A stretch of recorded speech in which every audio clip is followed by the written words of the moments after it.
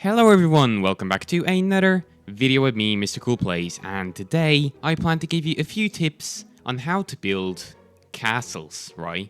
So I've got a few examples here as you can see, and we're going to start off with the first example, which is how not to build your castles. I imagine most of you build castles a little bit better than this, but there are some people that build castles like this.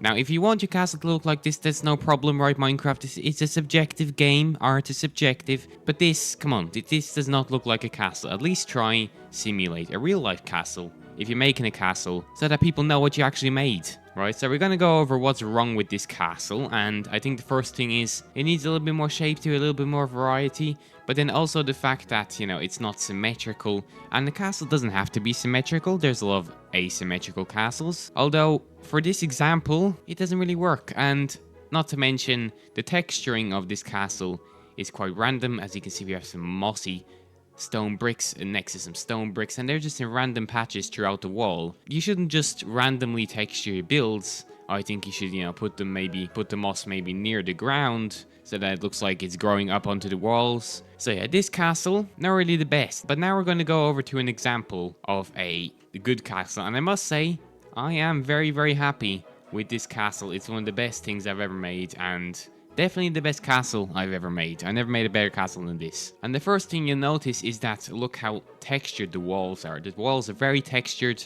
You can see there's a nice gradient from the bottom going to the top, but it's quite subtle over a larger distance, right? It's not too obvious. It doesn't have too much contrast. It didn't go straight to like black stone or anything like that. I think it's very important to add texture to your castles, especially if they're like medieval builds. You want to give them some age, right? And I think this works really, really well. I also have some vines growing up the side of the castle and plenty of foliage outside of the castle as well. Most castles are at least on a little hill or a mountain, and that's for strategic purposes. Obviously, in the war, you want to see who you're fighting, so you can bring your castle and put it on a little bit of a hill, make it a bit of a pedestal, so that it can really stand out from the area around it. Another little micro detail I'll add is flags. Flags look so cool, dude. Flags are the coolest thing that you can add to your castle. That flag over there, yeah, I mean, it's fine. No, it's not. You need to make something like this. And it's quite simple to make. If you look at it for just a second, you'll see kind of how I went and done it. Obviously, you need to pick a direction in which the wind is blowing so that all the flags are consistent. Because if you have one flag facing the other direction, it looks very weird, right? I mean, because the wind doesn't blow in different directions, it all blows in the same way, right? And so what you want to do is, I find building flags on a diagonal really works as from a distance. It adds in that extra sort of dimension, right? It gives it more movement, makes it look more smooth. And you don't need them to be all copies of themselves, right? Because they blow differently in the wind. But again, I just think that little swirl, like a toothpaste swirl, right? Like this, really, really does the trick for flags. I think it looks really, really cool. And don't overdo it, right? It might be a little bit hard to figure out, but I'm sure you'll figure it out, okay? Just look at the flag, and maybe try copy it for yourself, maybe try out some different designs. But flags are just so cool, dude. Then also, if you look at the wall, it looks nice and strong, fortified. It's 3 blocks wide, it could be wider. And we have a castle gate here that would usually come down in like a medieval castle scenario. And then we have some diagonal walls. And I find that diagonals really add in so much extra detail to your build, right? I like making my castle towers nice and tall, very, very minimalist and very tall, right? Tall and skinny and minimalist. And I think that really works for me. But do whatever you like. I'll have some castle tower examples down at the end. Again, texturing is key for this castle. It wouldn't be nearly what it is without all the amazing texturing, right? But you will notice I made a bit of a mistake while constructing this castle. And that is the fact that I made this here, the entrance, on a 2-block center. So I have a 2-block center, which means the entire middle of the castle inside the courtyard is the 2-block center. And I got a bit lazy when it came to the courtyard. Ignore that, right? 2-block centers, I mean, you can do them. They're fine. You can do 2-block centers, but they usually work better on a 1-block center. So do most builds. And I can't stick a flag in the middle as there is no middle. It's a 2-block center. So keep that in mind when making castles. Maybe try do a 1-block center. But I mean, suit yourself however you want, right? And again, I don't think there's that much to add to this build. And I think it looks awesome from a distance, dude. Especially from a distance. Like, imagine you're in the Minecraft single-player survival world.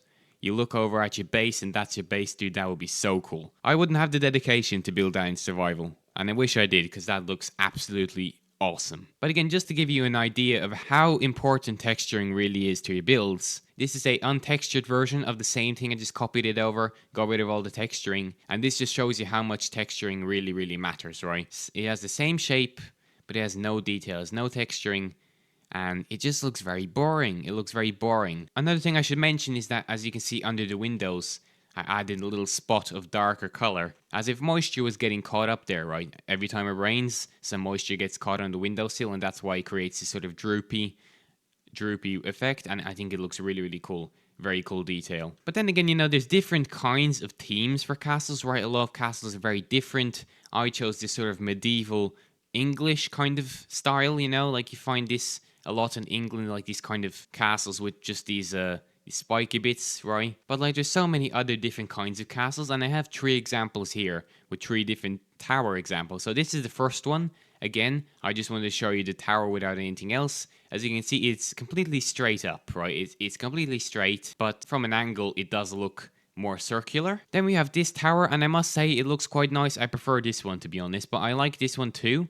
And this is like a more fantasy kind of theme tower, although there are castles like this in real life that have this kind of design to them. But this is basically just a tower with a big spiky roof on the top, like from Rapunzel, right? And I added a different color flag onto the top, a nice orange resin one. I think that looks nice. But really it is the same concept. You can choose different colors to gradient it with, right? It doesn't all have to be grayscale. Like this one's orange, as you can see. And I did add on some extra top weight to this, because fantasy castles usually have more shape to them, and there'd be more room here in the tower itself. But this wouldn't be a castle that you use for defense. This would be more like the one that the king and queen would live in, right? Like this one is a defense castle, right? If you're fighting a war, you want to be in this one, right? Because you can shoot from the top and you can hide behind the pillars, while this one is just a bit like, a nice bedroom, I guess. And then I guess this one here is a bit more of an outpost rather than a castle. And I want to go a bit more crazy with this one. I added more saturated colors. I have the resin, and then going down to andesite, and then going down to mud. And I think this looks really nice. I'm not sure about the roof now. I might have done that a bit quickly. But there's a lot of castles like this in real life. There's just outposts, right? I added 2 flags on this one. I had a big long one and then a shorter one up the top. I think that really makes this one a bit more unique. I have these 2 flags. I also made it a little bit wider, a little bit stubbier and smaller, right? You can play around with the dimensions of the castle, right? But I find tall and skinny works well for me. But I propose a challenge to you. If you have any castles nearby, then go over there and have a look at them, right? I mean, it's simple for me. I live in Europe. These here are pictures of a castle that I live just half an hour away from. My apologies if you live in America, because you don't really have any castles there. Except for maybe like Disneyland. But you also have the internet to your disposal. I recommend looking at some real life examples, or even some Minecraft builds for inspiration. But yeah, that'll be all from me, Mr. Cool Plays, and I'll see you again in another video. Catch you later, bye.